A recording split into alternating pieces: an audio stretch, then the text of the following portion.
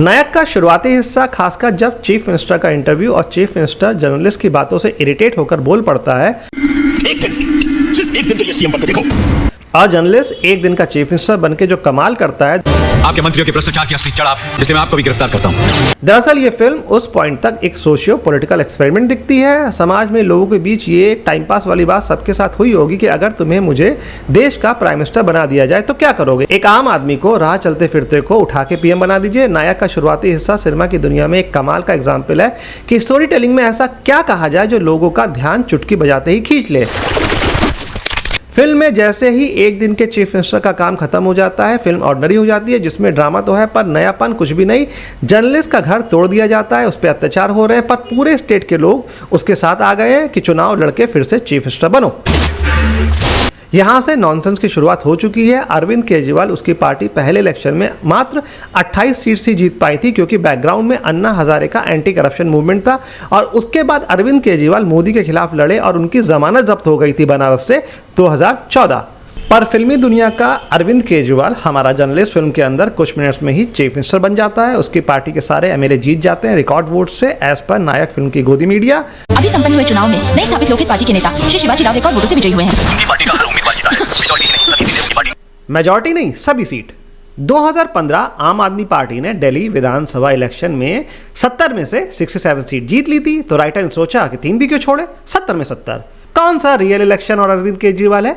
To do that more effectively, मैंने हर department में 2 मंत्रियों को अपॉइंट किया, एक अनुभवी बुजुर्ग और दूसरा जोशीला नौजवान। इस लाइन को फिर से सुनो, एक अनुभवी बुजुर्ग और दूसरा जोशीला नौजवान। ये डायलॉग नहीं बल्कि बस्सी जैसे स्टैंड अप आर्टिस्ट का कंटेंट सोर्स है। ताली बजाने की बात है ये। सोचो किस कदर घटिया घिसे पिटे वर्ड खोद खोद के ला रहा है राइटर। एक अनुभवी बुजुर्ग। History will be kinder to me than the contemporary media. Late Manmohan Singh को एक टेक्नोक्रेट प्राइम मिनिस्टर कहा जाता था।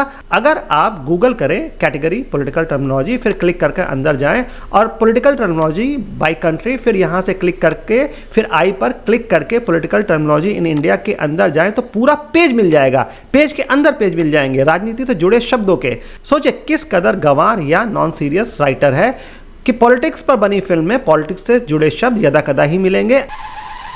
2015 में आम आदमी पार्टी भी रिकॉर्ड वोट से जीत जाती है। फिर एलजी सेंटर के इशारे पर अरविंद केजरीवाल की सरकार का जो बैंड बजाता है, और आज 2024 आ गया और एलजी पर एलजी बदल चुके हैं, पर अरविंद की पार्टी का बैंड बजना अभी भी जारी है। पर फिल्म में हमारा फिल्मी अरविंद केजरीवाल मुख्यमंत्री ही हर वक्त काम करता दिख रहा है। बाकी के मंत्री कहाँ हैं, क्या कर रहे हैं, ये फिल्म के राइटर को भी नहीं पता।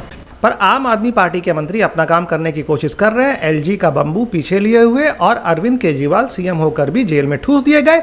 और जब जमानत मिली तो रियल अरविंद को लग गया कि ऐसे काम नहीं चलेगा, तो आतिशी को सीएम बना दिया गया।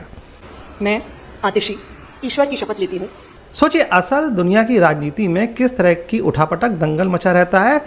पर शंकर बाबू और उनका राइटर लगता है गांजा फूंक के देश बचाने का ठेका कामयाबी से पूरा कर चुके हैं। 2001 में लगता है अरविंद केजरीवाल ने नायक फिल्म नहीं देखी, वरना सीख लेते कि राजनीति कैसे की जाती है।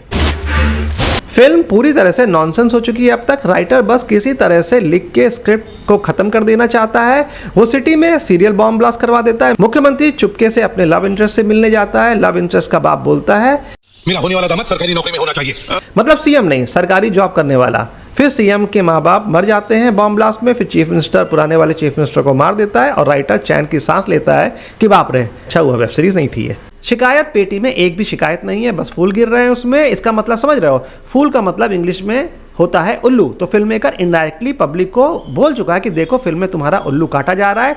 फिल्मी अरविंद केजरीवाल देखो अभी कैसे मुंबई की धारावी को 1 सेकंड में मैनहट्टन बना देगा 2001 में, और ये है 2025 की रियल धारावी।